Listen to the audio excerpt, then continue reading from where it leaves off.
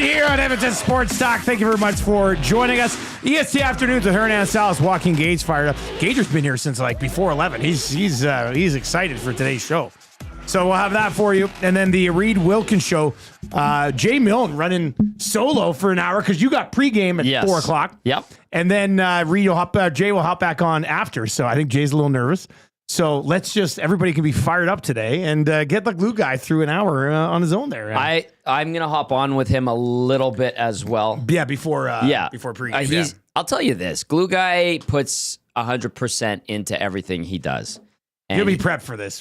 That's what I was going to tell you. Like, he has been in that bullpen, getting ready, very thorough. He's been bouncing ideas off of it, collaborating, if you will. And I think Jay, and those are good nerves that he's going through, and he's going to be just fine. How are you doing, speaking of just fine with this time change? Not as bad as Hernan. Yeah, Hernan, what's the deal Hernan's here, man? rattled today. Why are you in such rough shape with this time change, buddy? Well, it's 12, right? It's 12 now. 11, correct. So Yeah. they're like a little behind. I'm an hour Yeah, we have to behind. spring forward. Yeah, That's right. Yeah. I don't know. It just rattled me. I'll be Are honest. you physically feeling fatigued? Mentally. Mentally. Gager's going to have to carry You know what? this It doesn't make sense to me because it's noon now, but it should be, if you should feel 11, you should have more energy like you usually would have at 11. No. But I mean, that's what you should have. No, because you're thinking you're an hour behind. And the energy builds, right? So at 1, I'm going to feel like it's Noon. Yeah. Yeah, so you should feel more energy because it's earlier in the day. The theory is sound here. Now, Your theory. Listen to these two guys. My God. I'm agreeing with you. Yeah, my theory. Yes. Oh, okay. Yes. Thank you, Tom. Yeah, I pointed. I thank you, said your Tommy. theory is sound. The one thing I will say today, getting up, I like when I see sunlight coming in. Yeah, it like signals me. Starts your let's day go. better. Yeah. But there wasn't as much this morning, so I thought I woke up. I'm like, why is my alarm going off? It's not sunny enough yet. I'm like, oh yeah, we sprung forward, but no, all good. It's true, though. Like, now you get to go home. 7:30, it's going to be light out. It's going to be lighter, It's yeah. going to be amazing. After an early game today and stuff. Yeah. No, that's, Yeah. that does help then. It does. Did you know that Hernan carries a knife too?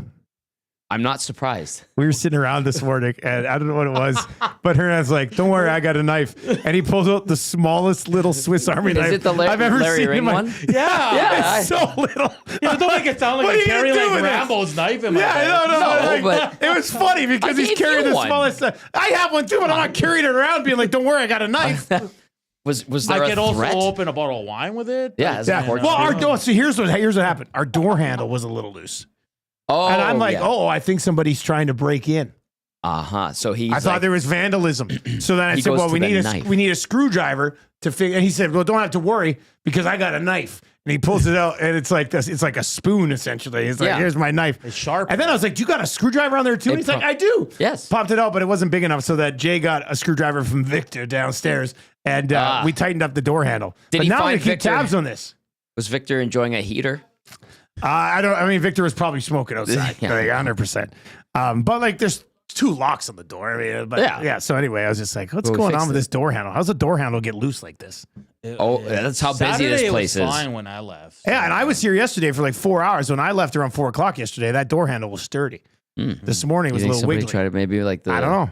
psychologists and psychiatrists? There's Yeah, 2 of them and here. they definitely want to slide in here for some reason. Yeah, they seem nice and sweet and innocent, but they're really shady. They want to play Tecmo. That's it what when nobody's is. I'm around. kidding. They're That's very nice ladies. That's what it is, I think. Or was it the tattoo people? Maybe. I mean, look, if I had to trust somebody more, would it be a psychiatrist or a tattoo person? I'd go with the psychiatrist. I would trust a They psychiatrist. wear more. cardigans and stuff. I mean, The and that's tattoo nothing people against tattoo people, but They're very friendly too. come It's on. a little bit wilder. Yeah, but this is all time change related, I think, when it's all said and done. Ultimately, yes, something with the gravitational pull of the moon, and Yeah. clearly, I don't get impacted by the time. Like, I just. you are fired. You're spry right now. I barely sleep ever anyway, so I don't care if, like, I lost an hour of sleep or however it worked. Like, It was an hour. I saw you yesterday YouTubing yeah. poker, and I was going to put on there, go to bed, man. Yeah. Did you learn nothing? Well, I was on a late run. All right, what am I supposed to do? Yeah, you were. I can't bail on that when you're in the final table, Hernan. How did Tommy do? I mean, You were in first at one point. at one point, but again, like I was at dinner with my brother, and you text me, you're like, "Hey, it's at 7 today, not 8," because I was gonna go home, and so I played off my phone at dinner, I was doing pretty good, but then it got into the second hour and It's hard on the phone. people are coming by. You were chatting with people and I was like, okay. I got really loose. I was dialed in.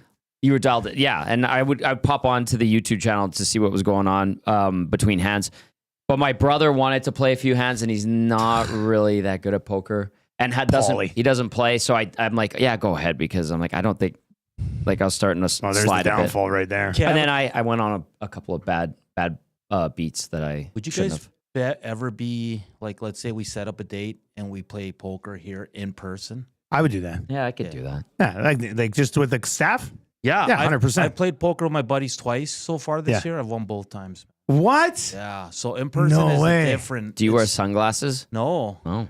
I just Do you have your knife sitting on the you table and you're intimidate with intimidating that everybody? knife? I have the same one. I'll put it on the table too. This is an interesting one. I like this. I want to ask you, Hernandez, so don't leave here. Getting scheduled for the overnight on the spring forward daylight savings is like winning the shift work lottery. Did you guys ever work night shift anywhere? No. I worked night shift at Save on Foods. And when you got scheduled on that one, you go in. You lose an hour. And you only have to work 7 hours. Yeah. Not 8. It was so awesome. It's one of those small little treats, I guess. I get it. But it's also exciting because it means summer's here. Well, around the corner. It is. I mean, with that being said, right after it, we got a bunch of snow and my windows were frozen today. Night. So, Yes. I'll tell you what. No, that's good. All right, 780-218-9999, 780-218-9999. And we'll get to a bunch of those.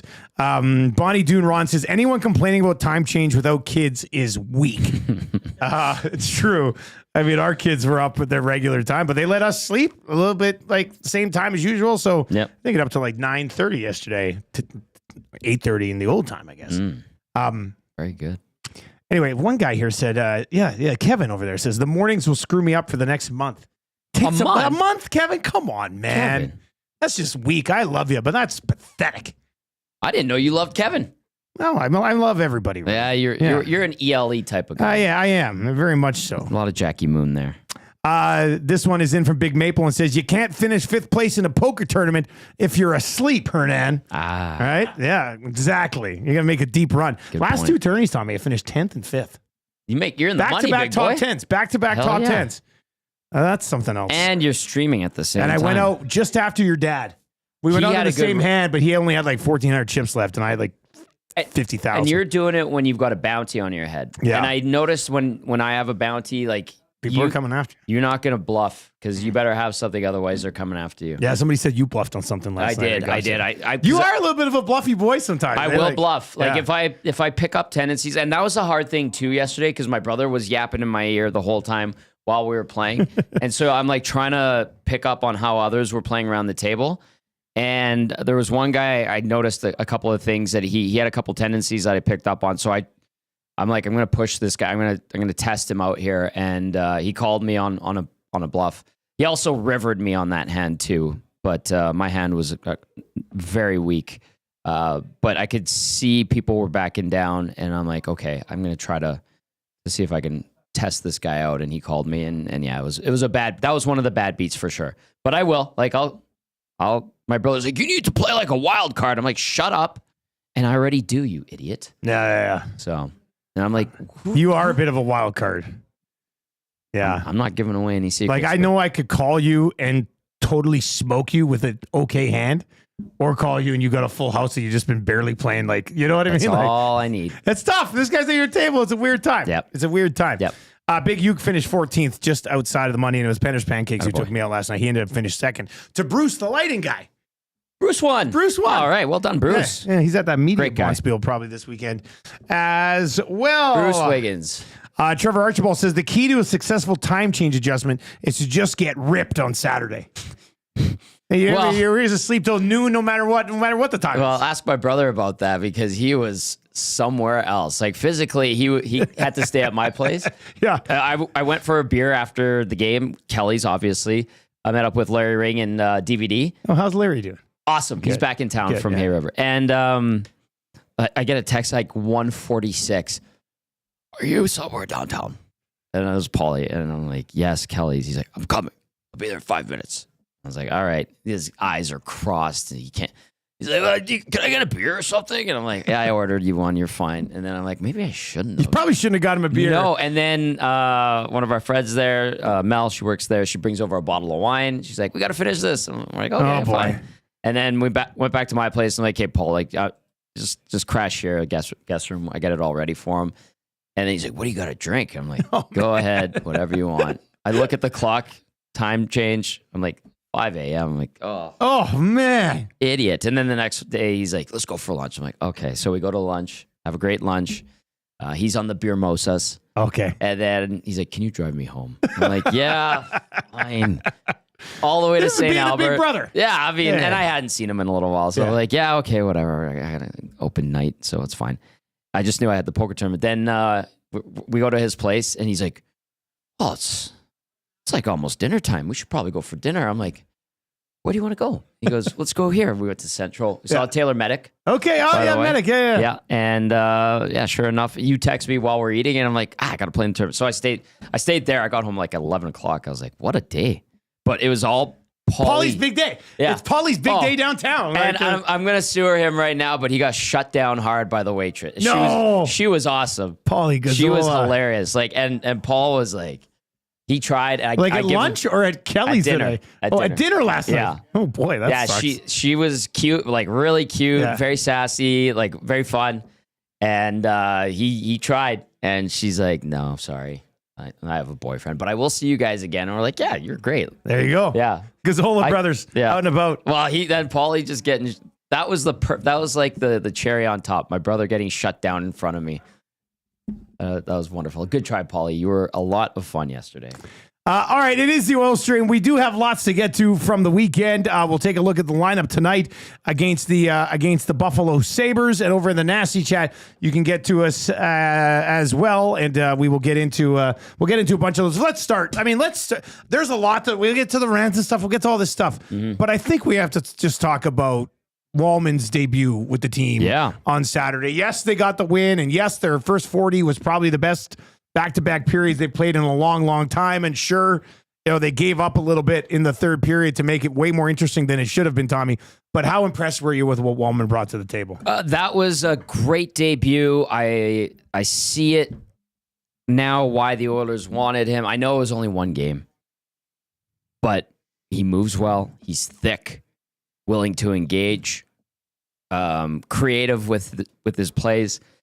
The alley-oop to Hyman, I love it. That was awesome. Hyman getting a couple of goals. So many good things. But Walman, to me, I watched that. I'm like, okay, yes, a right shot guy. I said it many times. I would have preferred that on the back end shutdown guy. But if he's responsible defensively, if he helps whoever he's playing with have more confidence and they build chemistry. I know we saw Kulak slide up with Nurse a little bit too the other night, but that's a good NHL defenseman that the Oilers went out and got in Jake Walman. They have him for another year. Maybe they'll re-sign him and keep him even longer. But I thought to myself, pretty good pickup, good results early. Let's see how it goes. Obviously, there's the ups and downs, peaks and valleys of 82 game schedules, but he looked good. He looked like he can make a very positive impact on this team. More of that, please. Yeah, no, yeah. I thought he looked tremendous. Yep. Looked like a great pickup. Yep. And Max Jones kind of riding that momentum from the last game too. Had that big hit on Rantanen. I liked his game again. They beat Rantanen. Yeah, Rantanen got beat up. And then he scored a really nice goal. But then he got robbed by Stu Skinner. Skinner played good, I thought. Skinner played well. Even, I mean, the Rantanen one-timer in the third. I don't know how you save that. The Jamie Benn play, I mean, if Draisaitl or McDavid make that play, you're like, he was a little bit deep. Yeah. But still a pretty nice finish. Yes. Great backhand, the lost start of the backhand. And Ben beat Kulak. Yeah. I mean, one-on-one in front. That was the worst part of it. Yeah. And there was two guys got caught going down below the goal line too. And then the third one, slapper along the ice, kicks it out, bounces off Emerson. Yeah, that's bad luck. So I thought he was pretty good, and he shut it down when he needed to, Stu Skinner. And then there seems to be more energy in the group. At least there seemed to be on Saturday night.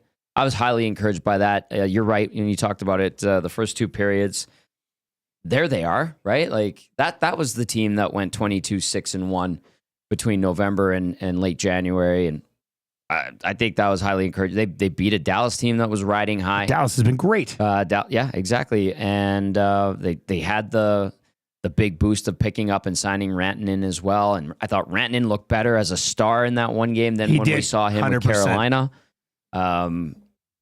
He looked like he belonged on Dallas, man. He like for them to just sort of turn the power play over to him. Yeah. Like they're just like, here you go. Here's a puck over here. You kind of control things. Like to do that your first game, that's pretty impressive. There's some great players on that team, though. Dallas is good. And you're right. That is impressive. Jimmy Nill, masterclass in GMing. I swear. I have a hot take on McDavid's brilliant goal. What a goal that was, too. Great burst, man. Do you want my take? Tell me. The Stars botched it in so many ways.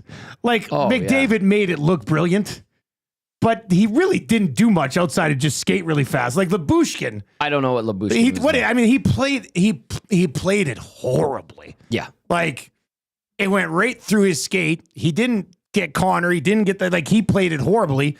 And then Ottinger played it horribly. The half poke stick. Check. Like, so it was a brilliant goal. But it wasn't, like I saw some people being like, that's goal of the year. I'm like, that's not goal of the year. No. It was botched by Dallas horribly on two fronts. He kind of just it's a little bit hot take-ish, but McDavid's speed makes it incredible. But Lyubushkin played it like he should be in the American Hockey League. Like, it was awful. It was defense. Lyubushkin on the second Hyman goal, too. It was. Yeah, it was a tough night for Lyubushkin, man. Lyubushkin. Turns out he doesn't look very good.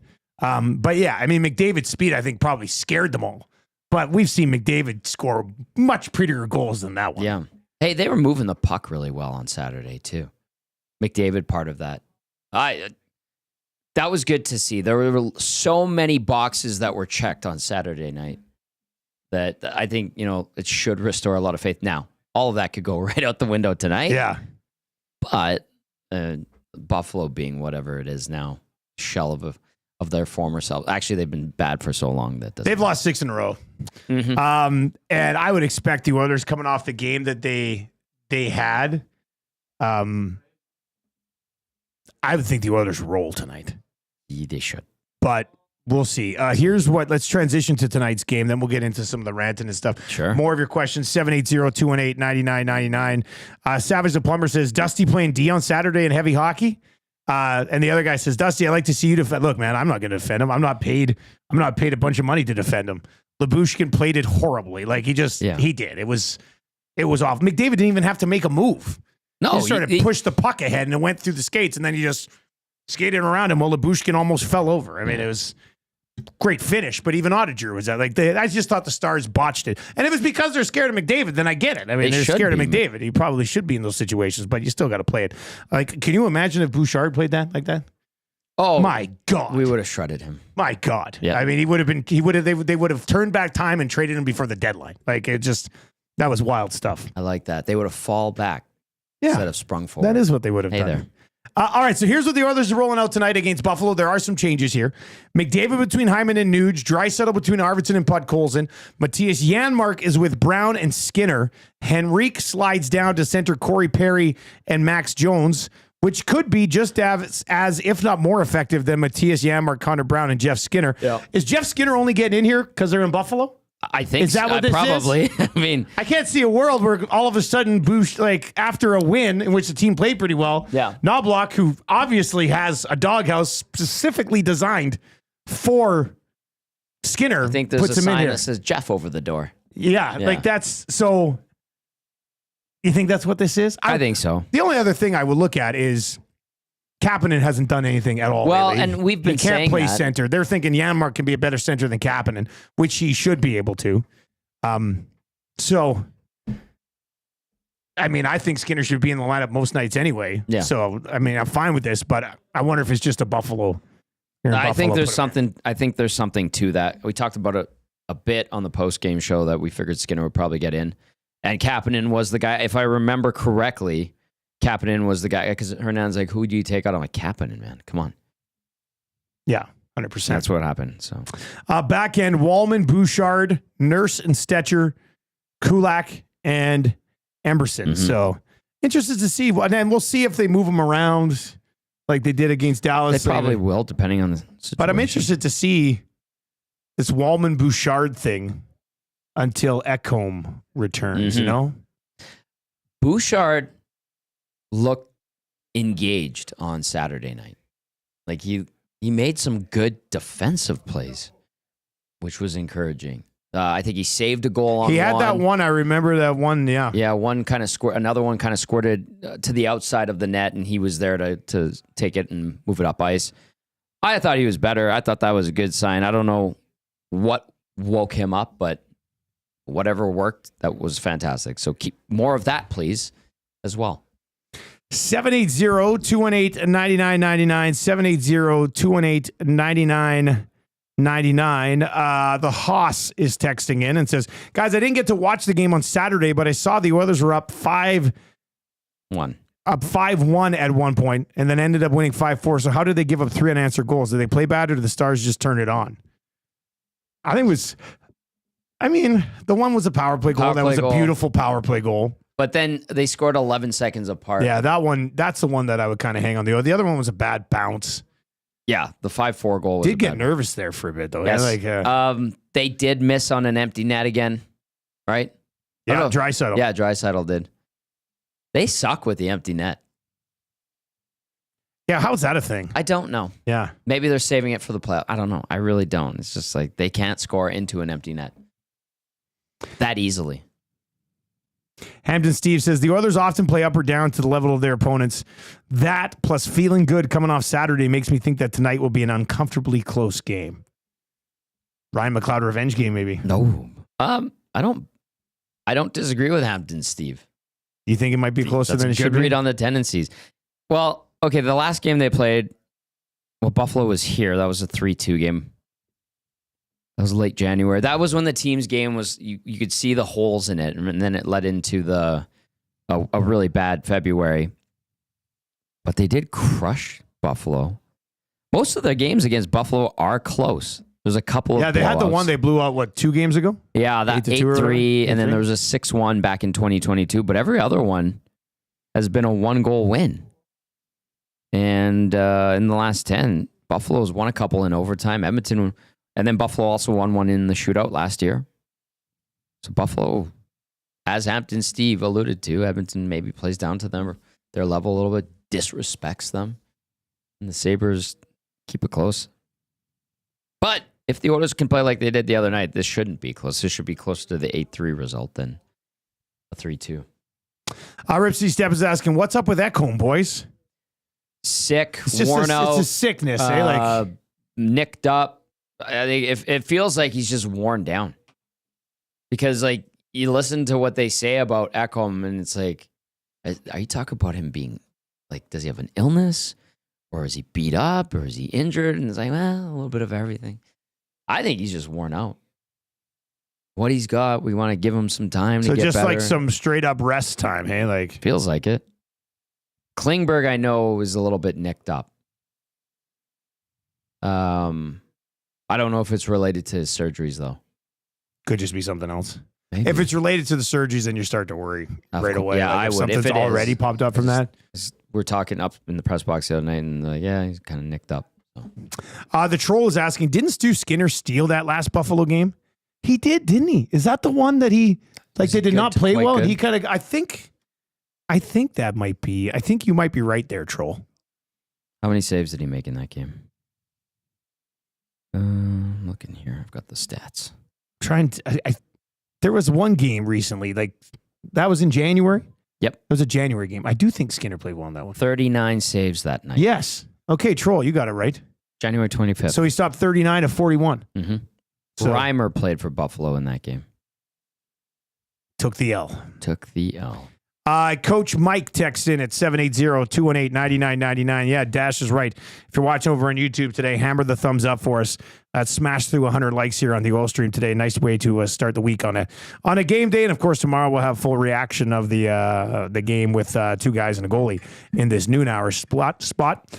Coach Mike says, expectations for the road trip, boys? 4-0, question mark? Lieutenant Eric today said this is a total 4-0 trip. He goes, you know what the Oilers are? They come back from breaks, they suck for a bit, then they crank it up. And totally redeem themselves for that 1-4 trip. I think, I don't know about 4-0. I'd probably say Three. I'd say 3-1 would be good. I would say 2-1-1 is what they'll go on this trip. I'll go 3-1. Actually, yeah, 2-1-1. I'll go 2-1-1. Back-to-back's going to be tricky. You get the tougher game on Thursday against New Jersey. This is a weird week for Edmonton. They play on a Monday and they play on a Friday and a Sunday. We don't usually see that with them. They're usually Tuesday, Thursday, Saturdays. Can we say that again? It's Monday, Thursday, Friday, Sunday. Yeah, that's kind of different. It's a little bit off. Yeah, usually there's either a game you're setting up or breaking down on a Wednesday. Yep. And that's Fridays are usually non-game days. It's a bit of a strange one. The Friday night game will be at Westgate Boston Pizza. Correct. That'll be before the heavy hockey showdown that we have on Saturday. So make plans. I know there'll probably have a decent little crowd out there on Friday night, but make plans to join us Friday night, Westgate Boston Pizza, live pre and post. Yeah. With Tommy Gazzola. Yeah. That'll be fun. That'll be a lot of fun. And then I got to go hockey that night.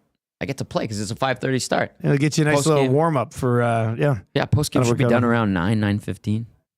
Perfect. I'll have to bring my gear with me. That's going to be a full car. Oh, with the equipment and your gear and stuff, yeah. Everyone talks about Edmonton playing down, but no one ever mentions the competition playing up to the Oilers. They have the two best players in the world, and teams always show their best. Can the Oilers be better? Of course, but I think it's a conversation that gets missed. That's from Andrew, the accountant. That's a good point. You get everybody's fastball. Yeah. And they weren't handling it well, especially to start last year. Maybe the start of this year wasn't particularly ideal, but nowhere near as bad as the year prior. It is a good point, and it's a good reminder. You're generally going to get every team's A game. Mark texted in today. Inbox is hopping today on the Oil Stream, which is great. Keep it going. EST afternoons coming up with Hernan and Gager from 1 until 3 today. Overall, I like the deadline for the Oil, but I thought they should have added goaltending and scoring depth. Would have liked to see checking down to Donato or Lyon and Reimer as cheaper options. No idea what Yzerman is doing collecting goalies like gemstones. Yeah, I thought for sure there was something else coming. Remember when this was all going down on Friday? With Yzerman. And they brought in Mrazek, and I'm like, why do they have Talbot, Lyon, and Mrazek? I don't know. And that goes back to the summer where they brought in Campbell, Talbot, they had Husso, they had Lyon, Kosa still on his way. Kosa played and got his first win. So many goalies in Detroit. I don't know do they have depth issues with their goaltenders? Do they have injuries? Because remember when, Husso got traded to Anaheim leading into the deadline, earlier than the deadline, people were like, oh, is this opening up the door for Gibson being moved? I know we saw some of those texts and replies at the inbox and the nasty chat, but really, Anaheim had a bunch of injuries in net, and they needed goalies to actually play games, including Gibson. So, again, like the goaltender, we told people, don't expect a goalie. They're not getting a goalie. Another forward. Well, they got Max Jones and Trent Frederick. I don't know. I think they did a decent job at the deadline. Let's see how it goes. See if Jones can continue this. We'll see where Frederick's at when he comes back from the ankle injury. Whenever Kane can play, can he come off the couch and look good like he said he does? I think a lot of people breathe a sigh of relief on Saturday night. All right, I'm just putting up a little Twitter poll here, and we'll see what the responses are on this. Let's get into your Popeyes spicy headlines. Oh, and spicy she shall be at Popeyes. If you've not yet picked up this, Reed Wilkins is off today. It's not like a week-long vacation. He's just off today because he has plans to just hang out at Popeyes all afternoon eating Popeyes chicken sandwiches. That's why I believe it. I've seen him devour those chicken sandwiches. He loves them. If you are looking for a bite to eat, though, may we suggest the $4 value menu available right now at all Popeyes locations. Deskra says, Mrazek eats up a lot of cap, maybe helping keep them above the cap floor. I know they had lots of space to add. And Mike, the Michigan fan, says, Lyon is always hurt. We like our goalies in Detroit. So there you go. He chimes in. He chimes in as well. And Scott over in the chat says, hey, the playing up is a good point. The Oilers don't get anyone's B team efforts. This is the same reason I've said that the Canucks are struggling this year. The success means you don't sneak up on teams anymore. So, yeah, you got that going for you. You might be able to do the old sneakeroo for a year or two, but not anymore for the Oilers. We're 42 likes away from changing 100 here on the Oil Stream today, so hammer the thumbs up on it for us as we hit about the halfway point here. All right, so Mikko Rantanen. Yep. We have to get into this conversation. Sure. He ends up going to Dallas. Looks like a great fit in Dallas. Gets 8 years. Gets $12 million in Dallas. And I mean, Mitch Marner was asked to waive his no move because Toronto was possibly looking at him. You guys had Pagnotta on Hello Hockey on Saturday. And what did Dave say? Let's just start there. What did Dave say? The Oilers did inquire. Okay. They just didn't have the assets. When it came to the trade, didn't really get anywhere. And I think now that we've found out more information, like what the Maple Leafs offered, no wonder it didn't get anywhere with Carolina. Pags was texting me on Saturday night too after the game. Yeah. And he's like, they might not have really been in on as like listen, Pags is sticking with his reporting. Yeah. And but that's good. Like that's why he's one of the best. So here's what we know. Here's what I can say. Okay. Were they interested? Yes. Did they contact and have discussions? Yes. Did they come close? And then, like, if you went to your friend this week and said, man, I heard the Oilers were close to getting Rantanen, that would be incorrect. That would be incorrect. Yeah. Okay. That's what we know. Because it's like, so Pagnotta had that. Shoggy tweeted out that they took a big swing at him and the contract and things. Yeah. And then we had Dregs on this morning. I thought Dreger said something interesting when we were talking about the whole Rantanen thing. And Dreger said, he goes, would he have gone to Edmonton? I think that answer is no. That's what Pagnotta texted me on Saturday night too. So, I mean, it's interesting, the whole thing. I think, so it's not happening. It didn't happen. He's going to be in Dallas for the next 8 years. So it's kind of a moot point. Yeah. But the philosophy behind it is what intrigues me. Right. And so the poll question I just put out, and I think the follow-up to Rashog's tweet about them taking a big swing at him and eventually not being able to land it. And Rashog laid this out on the Nielsen show this morning too, so you can go back and find it, obviously, over on Got Your Back or whatever. But what I find, I just put this poll question up. I said, if you had $13 million to spend, Zach, you get a haircut too? Yeah, looking good. That's a good haircut, Zach. If you had $13 million to spend this summer for the Oilers, would you spend it on one forward or a defenseman, a goalie, and a forward? And right now, 86% of people are voting for forward, defense, and goalie. So the fact that they seemed willing to try and get Rantanen, and I get it, he's a phenomenal talent, but like the one area where the Oilers are good is star power. Yep. You know, like I don't think it would have made a lot of sense. And Puckpedia had replied to Shoggy's tweet and said, right now they have $14 million with the cap going up next year. So they have $14 million in cap space. So you're going to pump $13 million of that into Mikko Rantanen.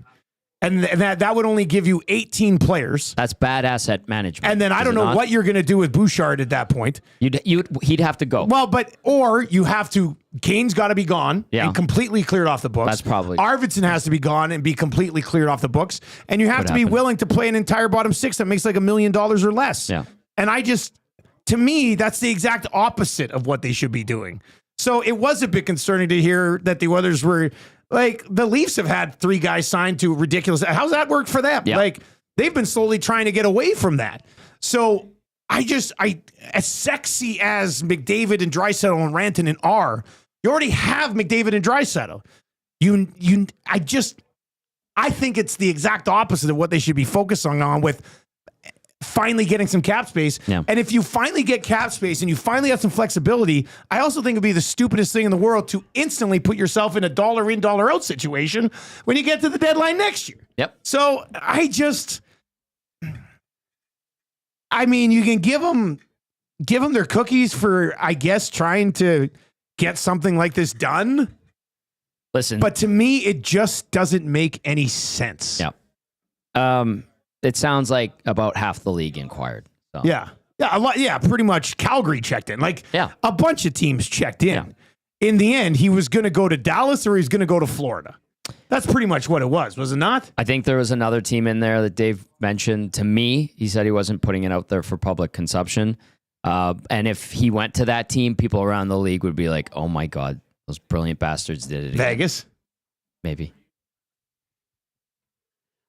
Listen. I know there was other reporting out there, but I stand by what I put out and what Dave put out. So there we go. Yeah. So if they were going to try to get Rantanen in the offseason, are they going to go after Marner? How about Marner? Now you're the Leafs, and you basically publicly said we're not bringing back Mitch Marner. He's done with us. Yeah. And that's something Pagnotta also said on Hello Hockey. He's like, basically, Mitch Marner is going to free agency now.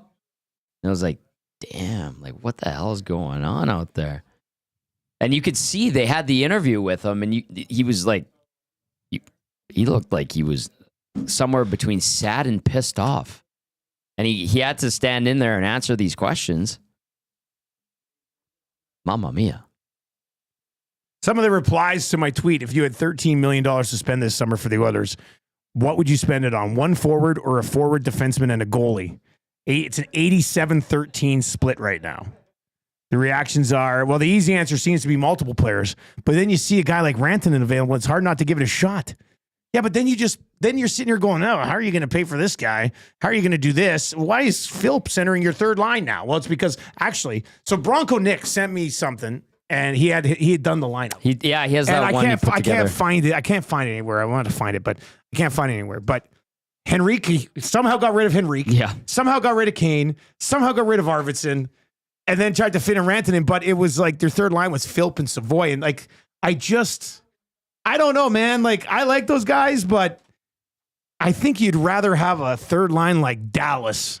Than just try to piece these things together. How do teams get Dallas managed to get Rantanen done because their other guys, some of the older guys are on expirings. Yes. And they've managed to keep their other guys in reasonable priced contracts. Correct. Right? Like, yes. Jim Nell has done a tremendous job. I was just going to add this. Like, if that situation scenario you presented via your Twitter poll. Yeah. Like you go top heavy, and then you're basically filling in your bottom six with unproven AHL guys just graduating to the NHL.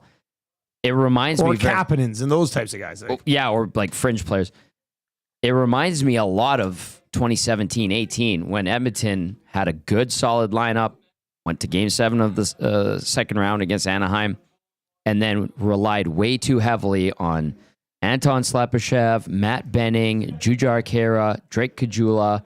You went with guys who had that is what they did with those guys, right? Good starts to their careers, but all of a sudden you put way more on their plate that they still weren't ready to take on, even though you had the big dogs, and basically things bottomed out for the next two seasons. That's the type of scenario I could see, in a hypothetical situation here. It could go that route. Good teams that go to the conference finals, usually finish top of the standings in the regular season, have solid NHL players from top to bottom. They have a roster of 23, 24 solid NHL players. And I'll tell you this right now, even though a lot of the guys the Oilers have right now on the roster haven't had particularly great offensive seasons, Henrique, I'm looking at him, Janmark certainly, Brown, good to see him score the other night. Obviously, prior to that Brown goal, because I did the math on this when I was posting about Skinner not being able to get into the lineup, because he's got 5 goals since January 1st. Yeah. Prior to that Brown goal, Brown, Kapanen, Janmark, and Podkolzin had combined for 5 goals since January 1st. Yep. It's March 10th. Yep. Think about that. That's right. Even after the Brown goal, they've combined for 6 goals in almost 2.5 months. That's zero offense. Like none. Zero. None. But that's a fact. Those are straight up facts. But those guys are good NHL players, and they have been. Like, they're proven NHL players. You're not looking at a roster of AHL guys that you're hoping can provide. So that's all I'm saying. You need to have a lot of depth of solid veteran NHL players to get you far in the playoffs. Benny over in the chat says, man, the Oilers were always criticized for being top heavy. Now they have depth and everyone wants to go back. Well, that's the thing. I mean, according to my poll question, 87% of people don't want to go back, but management apparently wants to go down that path, which is weird to me. Or at least check it out. You're saying maybe they didn't want. Yeah. Well, yeah, I guess you're going to. Well, I guess that depends on which report you believe then, right? Like, if you think they just looked into it, then they weren't going down that path. If you think, as Shoggy reported, and he said this morning he'll stick to what he reported. Yeah.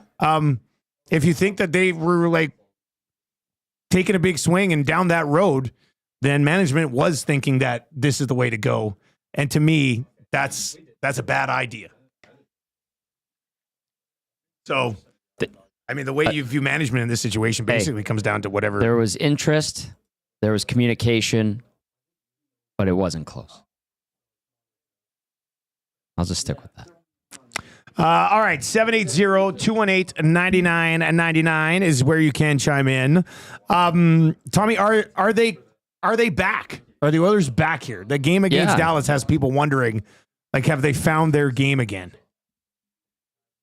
I want to think so. The way they played that game in general, outside of, when things got close at the end, they moved the puck well. Everybody was dialed in. There were more drivers than passengers. It reminded me of mid-January. It did, didn't it? Like they were. It looked like the team you could trust and rely on, and it was good. Like, I'll give them the credit. They're back. All right, 780-218-9999, 780-218-9999. Some other news, NFL free agency today. Justin Fields has signed a 2-year, $40 million deal that includes $30 million guaranteed to sign with the New York Jets. Did you see who's the new quarterback in Seattle? Sam Darnold. Yeah. 3 years, $110 million, $55 million guaranteed. So the Steelers still have Aaron Rodgers hanging out there for him. Ew. And we'll see. So Justin Fields gets a 2-year deal with the Jets. We'll see how that works. Isn't Wilson still in Pittsburgh though? No, I thought Wilson was. Did he move on? I think he's just a free agent now. I could be wrong, but I think that's probably the case. Anyway. Okay. All right. Okay, so you think they're back? I think they're back. Yeah, I'll give them. And another thing, too, why I think they're back is good teams, some of the best in the league, do go through lulls. They obviously... February was a weird month schedule-wise. We know that. We watched Vegas go through a bad stretch. I think they had a 3-win in 10-game stretch. Yeah. LA had a tough go for a bit. Edmonton, really, outside of the start of the season, was pretty damn good, pretty damn consistent. If they would lose one, it generally didn't end up being 2. Definitely didn't get to 3 until that 5-game losing streak. And then I think that they had their snag in the schedule, and they went through it. It feels like they've come out the other side, and now they're back to being normal. So I think that adds to, they're back.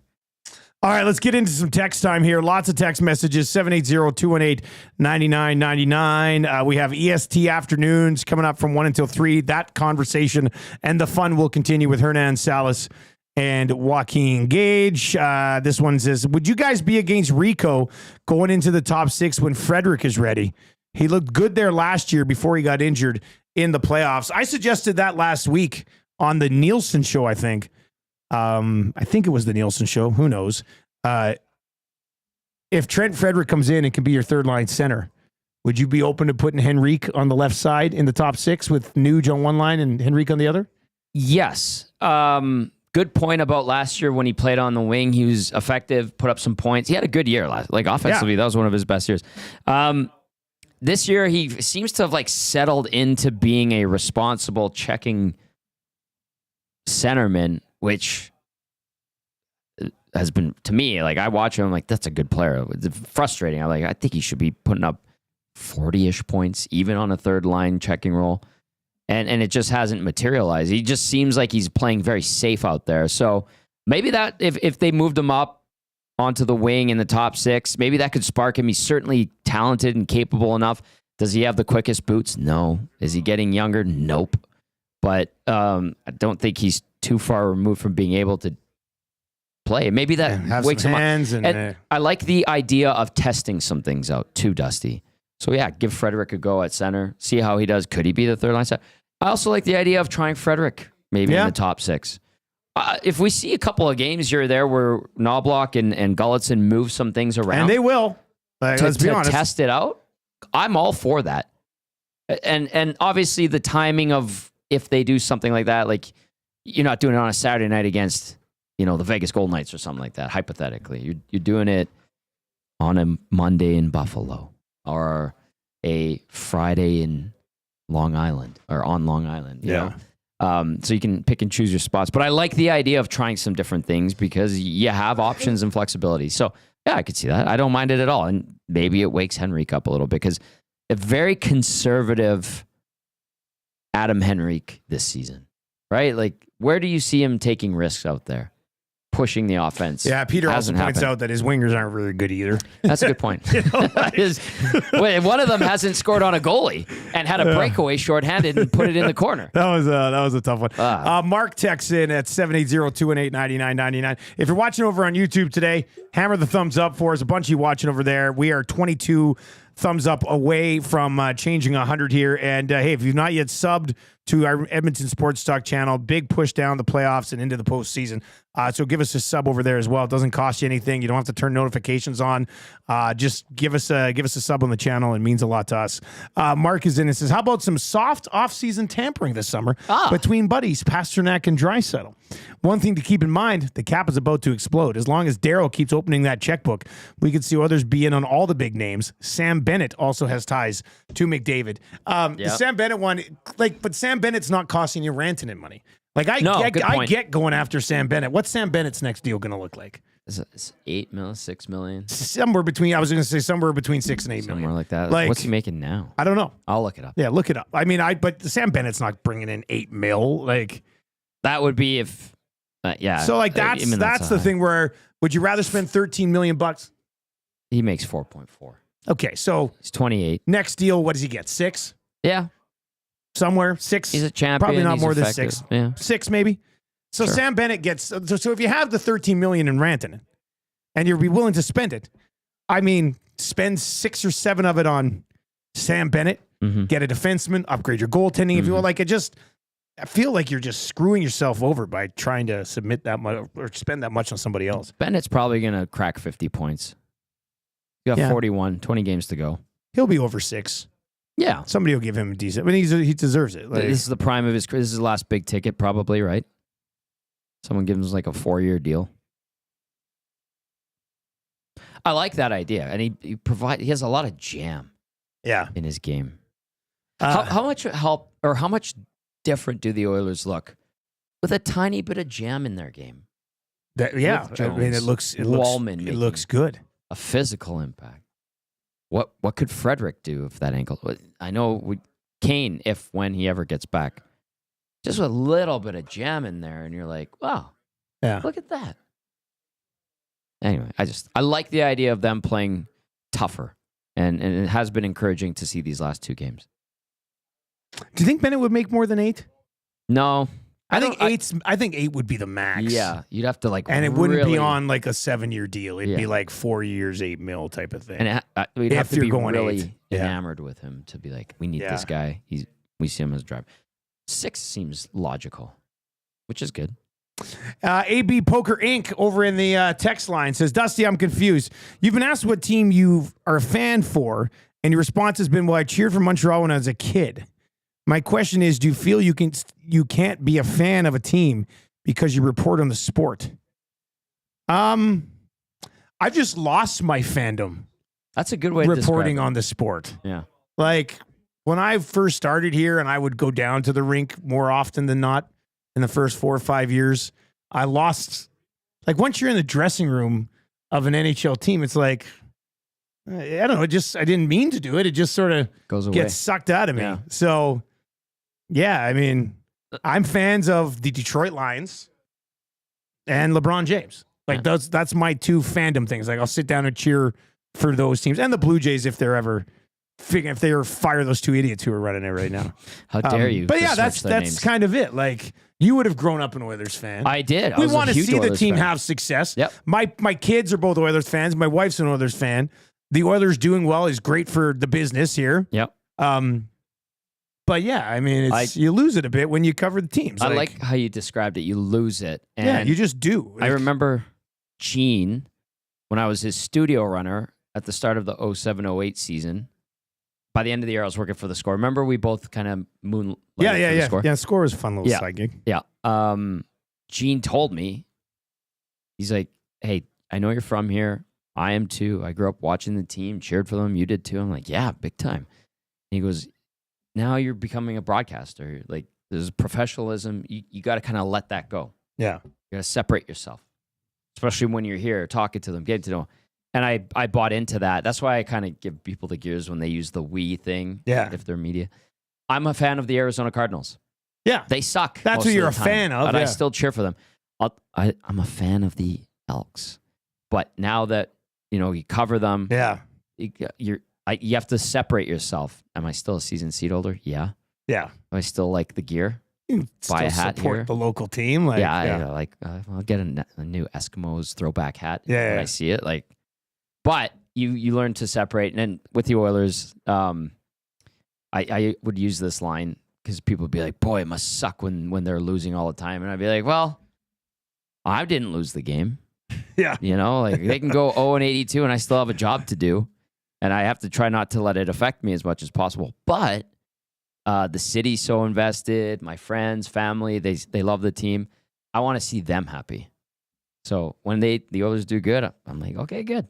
This is nice. There you go. Yeah, but like if they have a big, like the other night they won, the vibe downtown was awesome.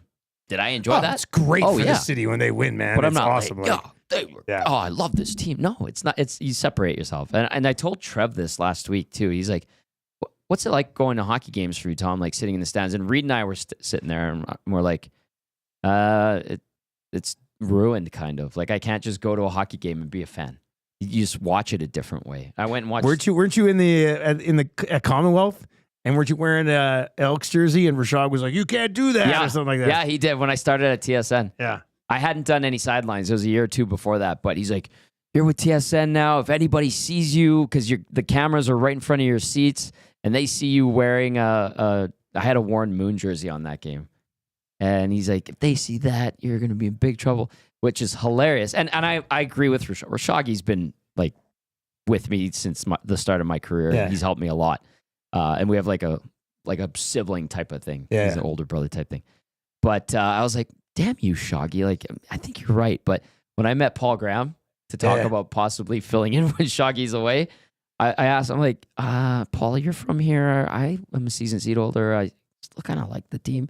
He's like, if you're not working the game, you can wear whatever the hell you want. If you're, go ahead and wear a Warren Moon jersey. That thing's awesome. I'm like, thank you. Yeah. Yeah, so, people approach it different ways. Yeah. But so anyway, Shoggy's like a straight up journalist. Yeah, that's the answer there. I guess. Yeah. Look, do I want to see the Habs win a Stanley Cup again? I do. I mean, I do. I'm not as hardcore as I was in my teens and early 20s. Like it's just crazy. I used to be like many of you for the Oilers, but for the Habs when I was like 20, 21, 22 type of thing. And it just I can't find it anymore. It's not there. It changes. And that's okay. That's okay. But if the Cardinals won a Super Bowl, I'd be super pumped. I'd be fanboying big time. Yeah. Yeah. Also, I'll say this. And Lucky Charlie says nobody had that talk with like Francis and Jack Edwards and stuff. Yeah, but there's a difference between being paid to be a home broadcaster. Yes. Like when I was in Fort Mac, I was as big a homer as you could possibly be in the AJHL. Yeah. Like it's different when your paycheck comes from the team, or it comes as a partner. Like that's a lot different in my opinion. Yeah, Jack Edwards took it to another level. Let's be honest, that's but still, it's a little bit different. When the Oilers clinched the playoff spot in 2017, I always did those walk-off interviews on the bench after the game, and I was about to go do it, and Todd came by me, and he just gave me a big fist pump, and I was like, you know what? Yeah, this is cool. I'm going to be covering the playoffs. About damn time. It's been 10 years. But yeah, that is something that is worth remembering, that a lot of the broadcasters are paid by the team and they're employees of the team. They get a ring. So that's good to remember. I have a couple of notes just to pass along. Okay, give them to me here and then we'll get ready for EST Afternoons. Pagnotta put out his post-deadline tidbits. Okay. Some interesting things. I read part of that yesterday. Yeah, so he has just at the bottom, here and there, as he called it, like 15 bullet points. He has 2 on the Oilers. There was one team willing to trade for Evander Kane, but I believe that club was on his no-trade list. I haven't confirmed the club, but word is he was not interested in signing off on the move. And then Dave follows up on Rantanen, says one more Edmonton point. Trade talks for Rantanen never materialized past a phone call or two. They didn't have the assets to pull off a move, and things never got serious. So I kind of broke it down on the pregame show the other day. Like my interpretation was there's conversations that make that massive swing, if you will, for Rantanen. Okay, hey, we'll give you X amount over this many years. What do you think? Yeah, okay, sure. See what you can do. That's one thing to get settled. But then the other part is, can you go and pull off the trade? A sniff. And you couldn't make the trade. All right, you'll be back. You're going to pop in on the Reed Wilkins show I'm for a little bit. I'm going to be here all day. Pregame, yeah. I'll be on with Jay for a bit. All right. Yeah. And then 4 o'clock pregame show with you and Hernan. Mm-hmm. And Zach. And Zach. Okay. Yeah. And Joe DiBiase. Okay. From WGR 550 in And is Buffalo. it Cass? Cass. All yeah. right, there we go. Yeah. All right, so that's coming up. EST Afternoons is on the way next. Gager's all fired up because it's race week. He's heading in a great They're mood heading today. down. What's race week? That's why he's in such a good mood. It's race week. Yeah. He's very excited. EST Afternoons with Hernan and Gager on the way next from 1 until 3. If you're watching on YouTube, turn on autoplay. That'll take you right on over to EST Afternoons when that fires up. And, of course, if you're listening on TuneIn or iHeart or at EdmontonSportsTalk.com, EST Afternoons starting in less than 5 minutes. Smash that thumbs up before you leave the oil stream today. For Tommy Gazzola, I am Dustin Nielsen. Oil stream presented to you by our great partners over at Boston Pizza. I'll talk to you tomorrow morning. Take it easy.